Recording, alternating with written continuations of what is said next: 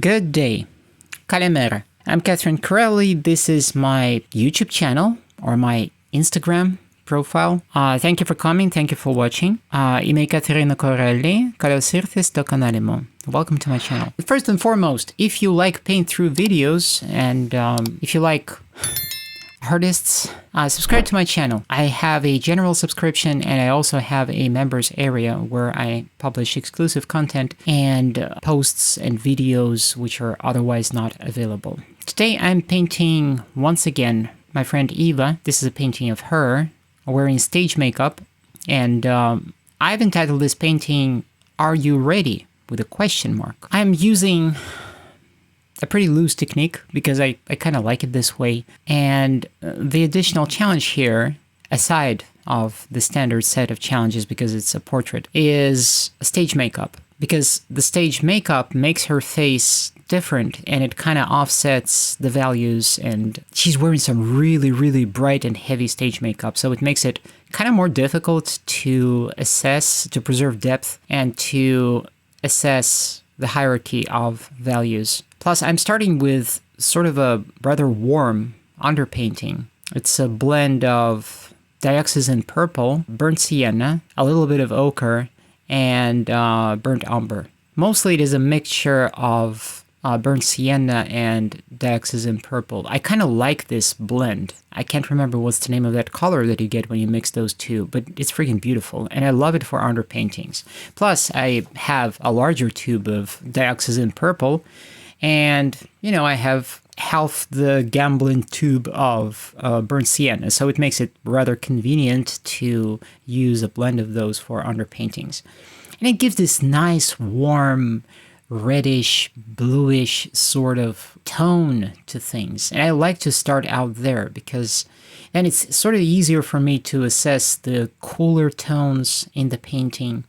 When I'm starting with, first of all, I have my panels and my canvases, because I make them myself from scratch.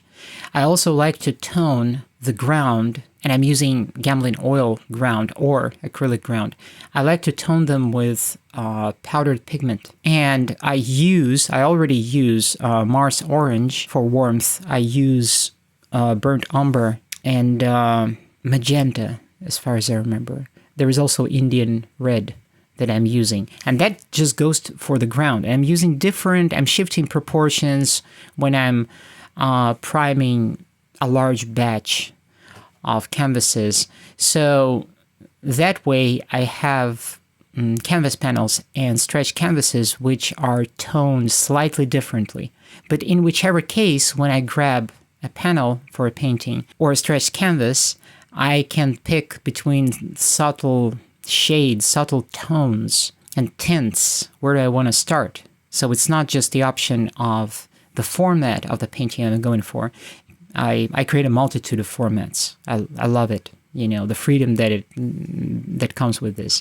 But also it provides me the ability to set myself up as far as the blank canvas. It's not white. It's not just this blazing, completely clean, completely white color, which is a little obnoxious, frankly, because it's so cold. When it's not white already, it's easier to start there. At least I find it to be easier. And sometimes, you know, with some paintings, I think I'm putting way too much pigment there, and so I end up having a canvas that is toned pretty heavily, and then it's got too much color, and to the point that it's a little bit distracting, really. But in most cases, when there is a light tone like that, it just provides kind of a really nice setup for any painting, be that a landscape, be that a portrait, or anything else. For me, it's easier to think from warm to cold, not vice versa.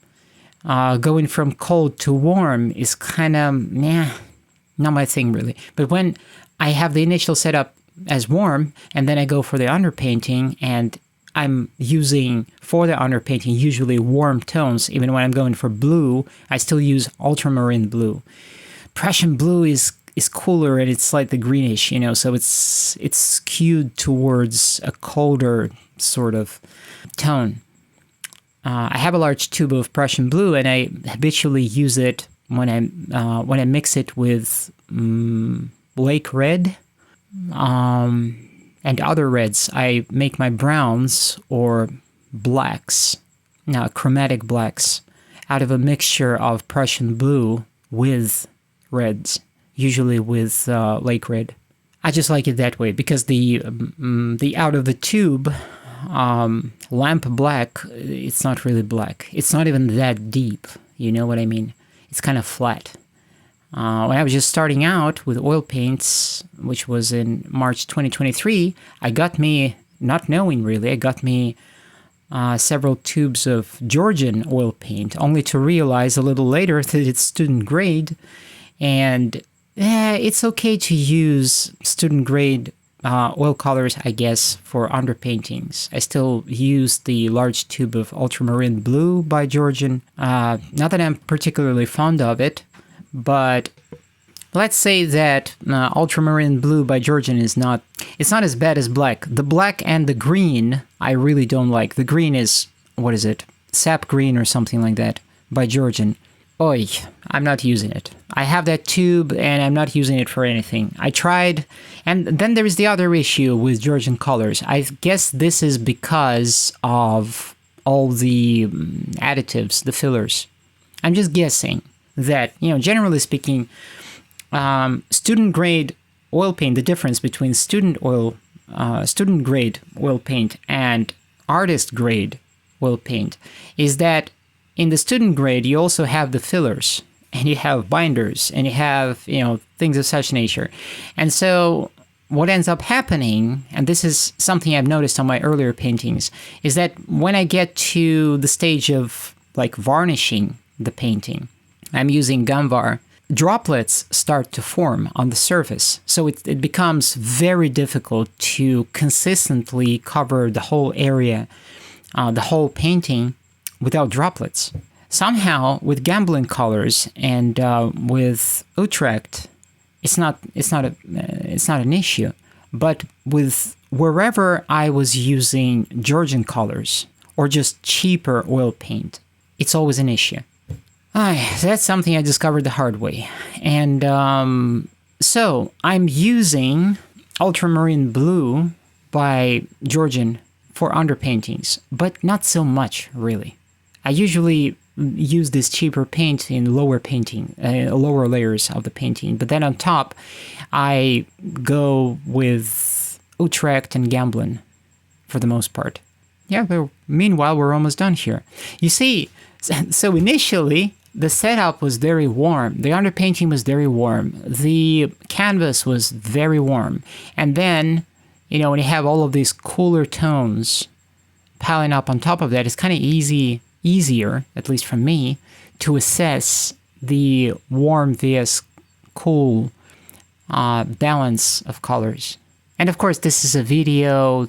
I'm using my phone to film.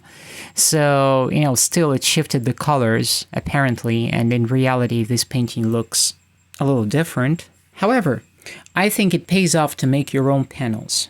I know there's a whole market for, ready-to-go artist panels and stretch canvases and all this, and a lot of it is good, but there is also a lot of it that is not really that good, I think.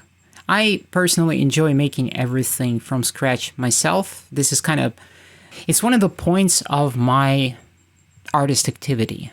I like to make things all the way through myself. I prep my own canvases, I put them together, I prep my own canvases, I prep the surfaces. One other thing that I want to do, looking forward, is I want to start buying dry pigment and oil. I want to buy me tubes, empty tubes, and I want to mix my own oil colors.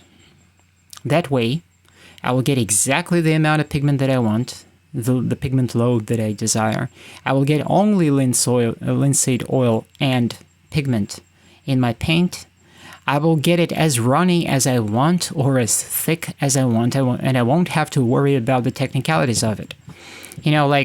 I love gambling colors. I really like them. But somehow, The burnt umber and burnt sienna, they are kind of really difficult to squeeze out of the tube. They are just so thick and they dry way too fast. I get it, some pigments, some colors, they dry faster and others dry slower. There's a difference in drying time. That's just how it is with oil colors. But this is just, gosh, every time I'm squeezing them out, I sometimes have to hammer out the paint with a hammer. I tried adding linseed oil from the back of the tube and then trying to kind of squeeze it and squish it, but it's like, it's too tough for my fingers, you know? My fingers are not so strong. But anyways, this is the finished painting. It's called Are You Ready? And thank you very much for being with me. Subscribe to my channel if you like my content, if you like interesting music, indie music, and indie painting. And consider subscribing to my members area because I have exclusive content there. With that being said, I want to once again do a shout out to my members. Thank you, Mike, for becoming a member. I appreciate your support. This tremendously helps my channel.